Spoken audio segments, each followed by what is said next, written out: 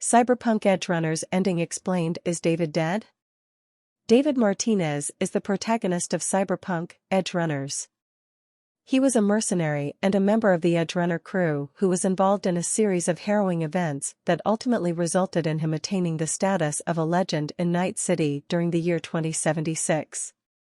David Martinez is a Latino teenager with light brown eyes and brown hair that he wears in a quaffed hairstyle, with the sides shaved.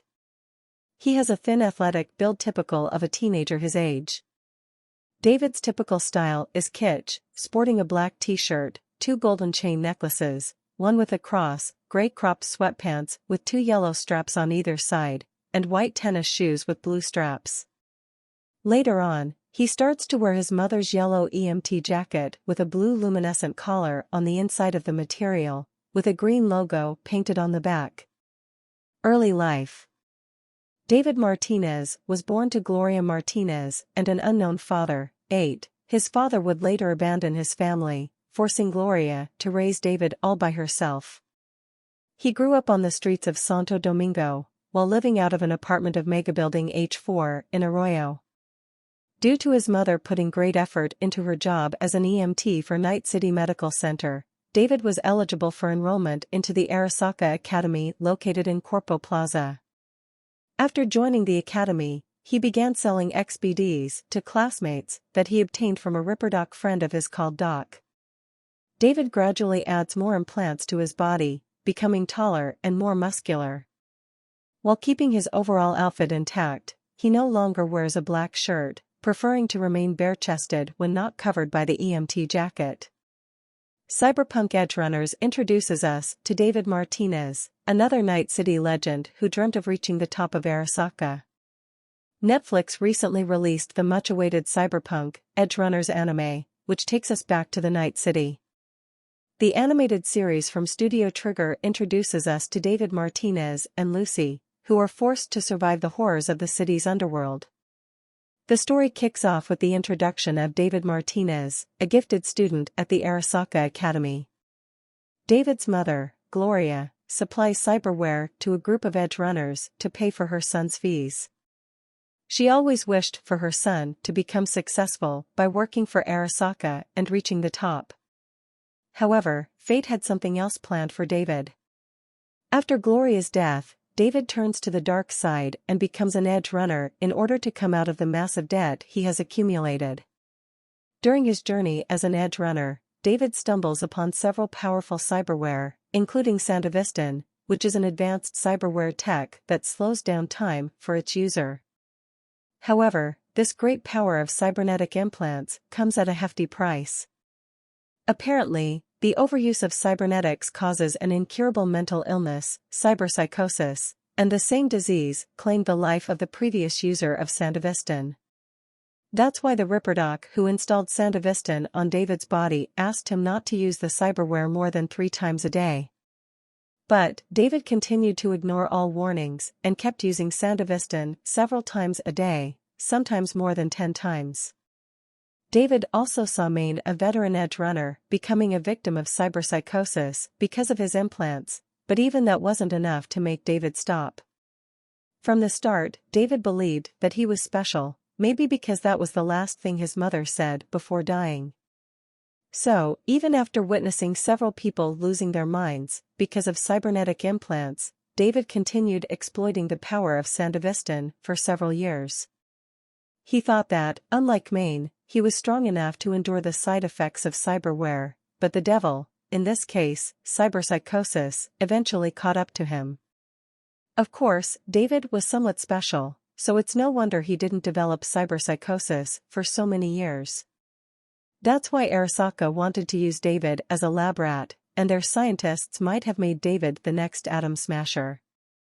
David surely had higher endurance than others, but he wasn't exactly invincible. David started showing the signs of cyberpsychosis even before getting the cyberskeleton implant in the final episode. His mind was stable only because of the heavy dose of medication, which, according to the ripperdoc, would not have lasted for more than 10 days. So, instead of going insane and taking a bullet to the head, David decides to use the last of his medication to save Lucy and his team. Final Battle and Fate.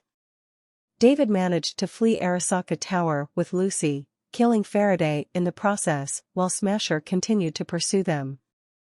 David continued to slip in and out of sanity until Lucy kissed him, causing David to briefly return to his senses and his desire to see her escape their circumstances, and realize her dream of making it to the moon.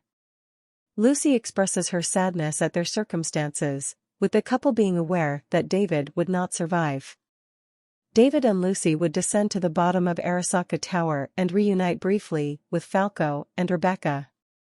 David would speak privately with Falco and implore him to see to Lucy's safety.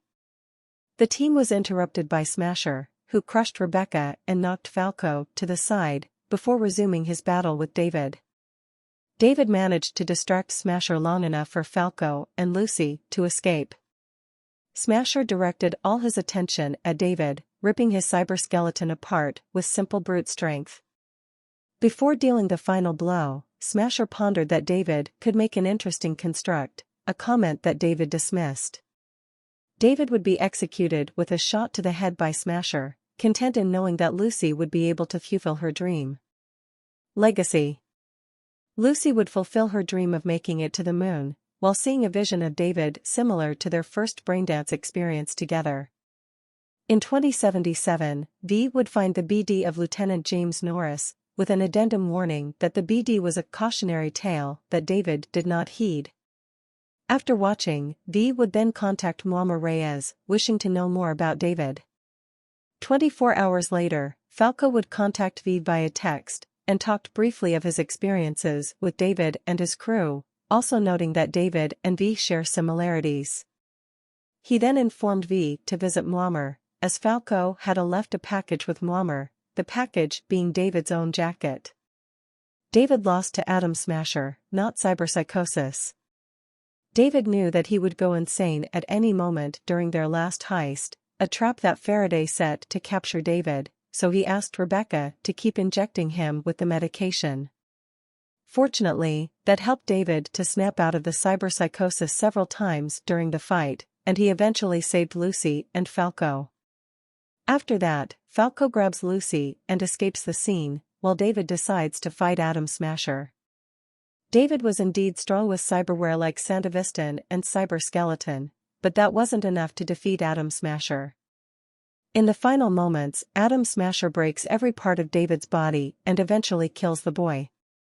David indeed had a stronger will, and that's why Lucy was able to snap him out of cyberpsychosis.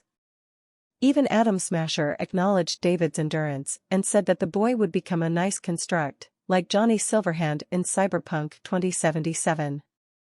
But, of course, David rejects the offer, and we see Smasher taking his final shot at David. In the end, we don't see David's body, so there's a chance Smasher did save the boy's consciousness through a construct. In that case, the creators might decide to bring back David to one of their upcoming Cyberpunk 2077 projects.